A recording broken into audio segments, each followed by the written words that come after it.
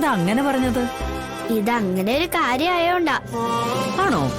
ആ ഓ, എങ്കിലേ ഈ പാല് മുഴുവൻ കുടിച്ച ശാരദാമ്മ സത്യം പറയാം. ഉറപ്പാണല്ലോ. ഉറപ്പ്.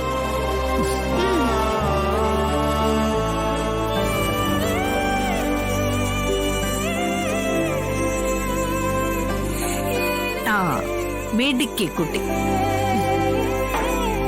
ആ, ഇനി മോള് ചോദിക്കേ, എന്താ മോക്ക് അറിയണ്ടേ? ശാരദാമ്മേ, വിഷ്ണു അച്ഛനും ചേച്ചിയമ്മേലെ എന്റെ ശരിക്കുള്ള അച്ഛനമ്മേ? ഞാനപ്പോ ഇനി അച്ഛന്നോ അമ്മയെന്നോ അല്ലേ അവരെ രണ്ടുപേരും വിളിക്കേണ്ടത്? അങ്ങനെ ഒരു മാറ്റവും വരുത്തണ്ട. മോക്ക് എന്താന്ന് വെച്ചാ വിളിക്കാം. അച്ഛാന്നോ, വിഷ്ണു അച്ഛാന്നോ, അമ്മയെന്നോ, ചേച്ചി അമ്മയെന്നോ, ഇനി ഇതുവരെ എന്തായിരുന്നോ വിളിച്ചോണ്ടിരുന്നത് അങ്ങനെയും വിളിക്കാം. ഇപ്പൊ എല്ലാവർക്കും എല്ലാം അറിയാലോ. അത് നമ്മുടെ മനസ്സിലുണ്ടായാ മതി. പുറമേ പറഞ്ഞ ആരെയും വിഷമിപ്പിക്കണ്ട. പ്രത്യേകിച്ച് രോഹിത്തിനെ, ശ്യാമേ. അവരെയും അച്ഛാന്നോ അമ്മയെന്ന് തന്നെ വിളിക്കല്ലേ? അങ്ങനെ പാടൂ. അല്ലെങ്കിൽ അവർക്ക് വിഷമാവൂലേ? ഇപ്പൊ എല്ലാം മനസ്സിലായി. ആ പിന്നെ ശാരദാമ്മേ, വിഷ്ണു അച്ഛനെ ഒന്ന് കാണണമെന്നുണ്ടായിരുന്നു, നേരിട്ട് അച്ഛാന്ന് വിളിക്കാൻ. എവിടെ ശാരദാമ്മേ വിഷ്ണു അച്ഛൻ? വിഷ്ണു അച്ഛൻ വരും. നിങ്ങൾ രണ്ടു മക്കളെയും കാണാൻ വേണ്ടി വരും. മോള് ഈശ്വരനോട് നന്നായി പ്രാർത്ഥിക്കും വിഷ്ണു അച്ഛൻ വരാൻ വേണ്ടി.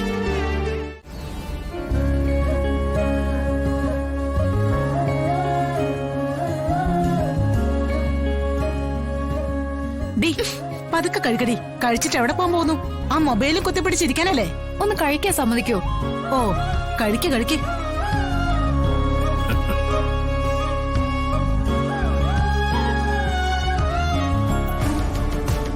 ഡാ, നീ എന്താ കറികളൊന്നും കൂട്ടാത്തത്? ആ, നിനക്ക് ഏറ്റവും ഇഷ്ടപ്പെട്ട കറിയാണല്ലോ കൂർക്കയെ തേങ്ങ കൊത്തിട്ടുണ്ടാക്കുന്നത്. എന്നിട്ട് നീ അത് തൊട്ടിട്ടേ ഇല്ലല്ലോ.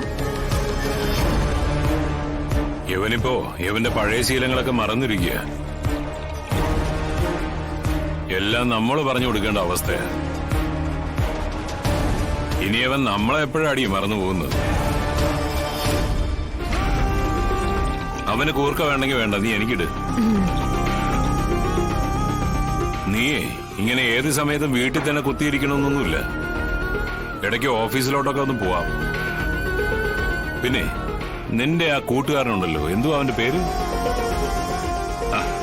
എടാ, നിന്റെ എർത്തായിട്ട് ഒരുത്ത് നടക്കുന്നില്ലേ, അവന്റെ പേരെന്താന്ന്? പേര്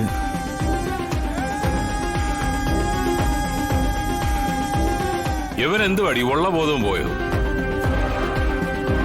അച്ഛാ, കുട്ടി. ആ, കുട്ടി. അവനെ ഒന്ന് വിളിപ്പിക്കണം. യവനെയും കൊണ്ട് ഇവരുടെ പഴയ സ്ഥലങ്ങളിലൊക്കെ ഒന്ന് ചുറ്റിക്കാൻ കൊണ്ടുപോകണമെന്ന് പറയണം.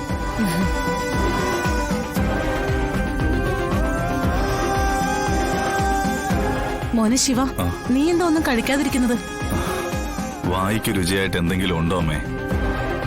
ആ എടാ, ഇതൊക്കെ നിനക്ക് ഇഷ്ടപ്പെട്ടത് തന്നെയാ. ദേ, ഈ പയർത്തോരനും കൂർക്കക്കറിയും ഒക്കെ നീ വാരി വാരി കഴിച്ചോണ്ടിരുന്നല്ലേ? അല്ല, നല്ല ഉണക്കച്ചെമ്മീൻ ചമ്മന്തി കിട്ടോ, നല്ല വറുത്ത് പൊടിച്ചത്.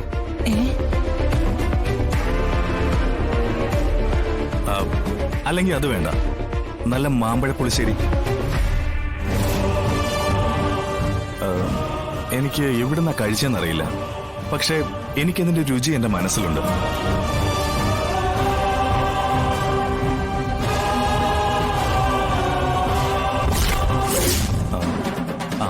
നാളെ എനിക്ക് ബ്രേക്ക്ഫാസ്റ്റിന് കുറച്ച് അവല് നനച്ച് തരുമോ?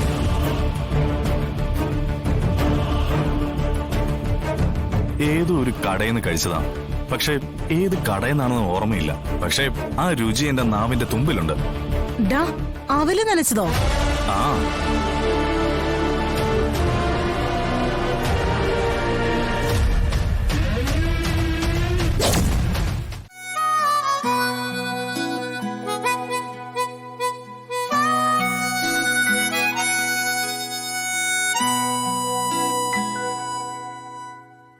അകലയോ നീ അകലയോ, വിടതരാതെന്തേ പോയി നീ. ഒരു വാക്കിനുമകലെ നീ എങ്കിലും അരികിൽ ഞാനിന്നും മറുവാക്കിനു കൊതിയുമായി നിൽക്കയാണ് പിരിയാതെ അഴകേ വാ അരികേ വാ മലരേ വാ തിരികെ വാ. എവിടെയാ വിഷ്ണുട്ട? എന്നെ നമ്മുടെ മക്കളെയും വിട്ടു പോയി നിൽക്കുന്ന ബീച്ചിൽ കൊണ്ടുപോകാന്ന് പറഞ്ഞു മക്കളെ പറ്റിച്ചു അല്ലേ? എന്തായാലും മക്കൾ ഒരേ വാശിയില്ല ബീച്ചിൽ പോണോന്നും പറഞ്ഞു.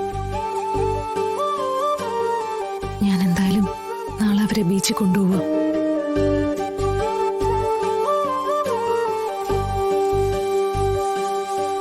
കൂടെ വിഷ്ണുട്ടനുണ്ട് എന്ന വിശ്വാസത്തോടെ. വിഷ്ണുട്ടനില്ലാതെ മക്കളെ കൊണ്ട് തനിച്ച് ബീച്ചിൽ പോവാൻ എനിക്കാവില്ല. അതുകൊണ്ട് വിഷ്ണുട്ടൻ ഒന്ന് വരൂ, ഒന്ന് കാണാനും. എന്റെയും നമ്മുടെ മക്കളുടെയും സന്തോഷത്തില് ഒരു അല്പസമയം അന്നത്തെ പോലെ.